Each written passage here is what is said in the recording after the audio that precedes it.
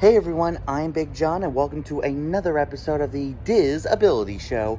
This week coming to you from the Disneyland Hotel. I'm right outside of the Adventure Tower, and this week I want to talk to you about some tips for going to Disneyland because it is almost a completely different beast from Walt Disney World. So, it's smaller, only 2 parks, so you're gonna want to plan your days precise. And we were able to get Genie Plus for this trip, so we were able to do both Lightning Lanes and my DAS Pass, which was very convenient because we were able to book a ride when we were in line for a ride, pretty much. And, of course, for a couple of those attractions, Radiator Springs Racers and Mickey and Minnie's Runaway Railway, we had to pay for it. One of the cruelest mistakes of the Chapek era. But yeah, if you're coming to Disneyland, make sure you plan things out, and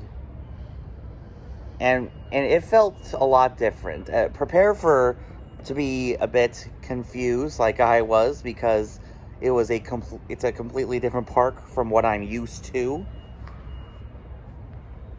and just roll with the punches.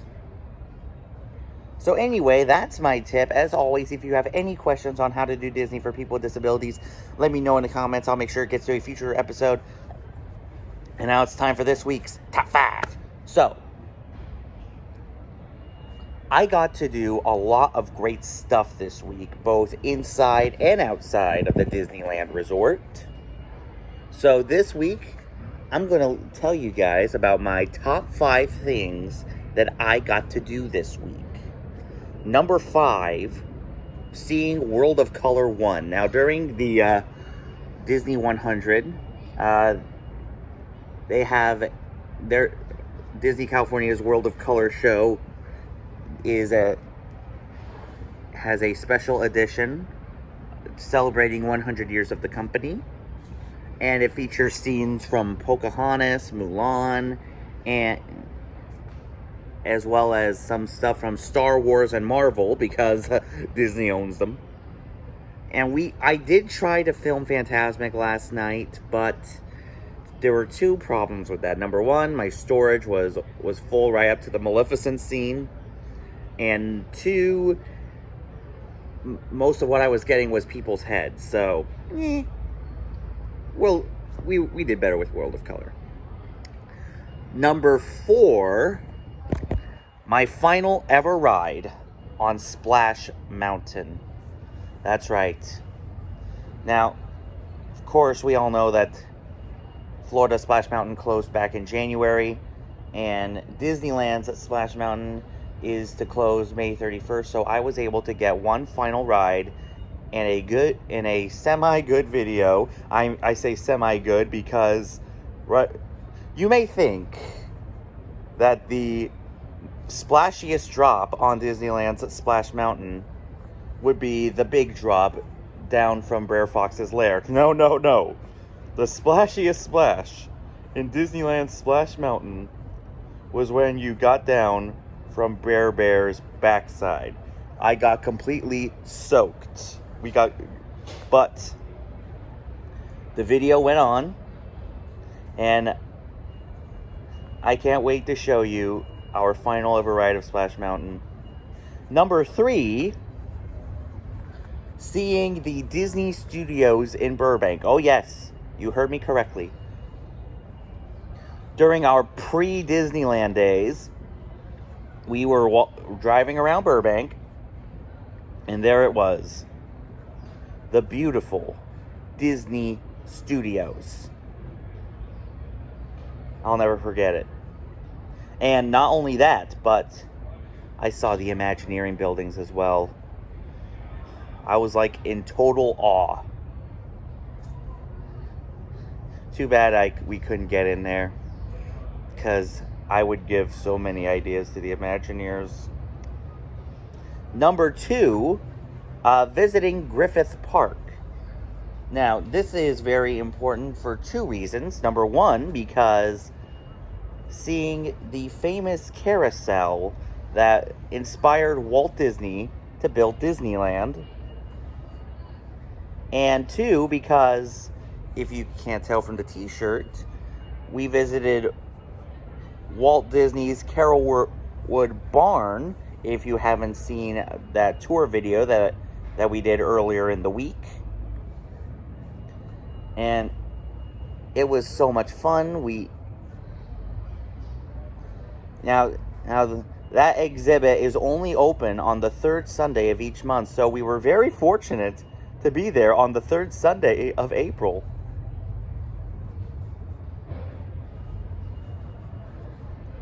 But yeah, it was very cool seeing some of the trains and the model of Nature's Wonderland. It was pretty cool. And my number 1 thing that I got to do this week was spending time with my sister. She has been a doctor here in California since November, and she spent the day in Disney's California Adventure with us a couple days ago. It was so much fun. For the first time I'm in 14 years, all 4 members of my primary family were in a Disney park together. That hasn't happened since Christmas of '09. And it was great. So I can't wait to show you guys some of that stuff. And now it's time for a brand new segment here on the channel that was inspired by this trip, called DIS or DAT, where we compare a Florida ride to its California counterpart. So we're going to start off with the Jungle Cruise. Now, on one side of the Jungle Cruise, you get an ancient Cambodian shrine built by ancient Cambodian Shriners with a Bengal tiger and a scene with piranhas. And on the other side, on the Florida side, you get the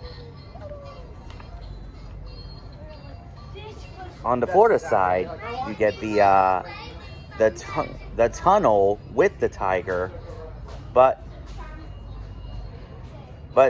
I think California has the edge because it doesn't have that creepy tunnel that you go through. But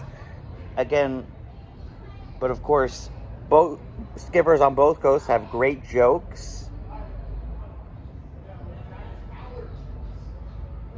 So let me know in the comments which version of the Jungle Cruise you prefer. DIS, the California Jungle Cruise, or DAT, the Florida Jungle Cruise. So, we've done a lot this week. A lot that you will be seeing. You are going to see some amazing ride videos. You're going to see some on-location tip videos to be released in a few months. And we haven't even done all of the videos from our February trip yet.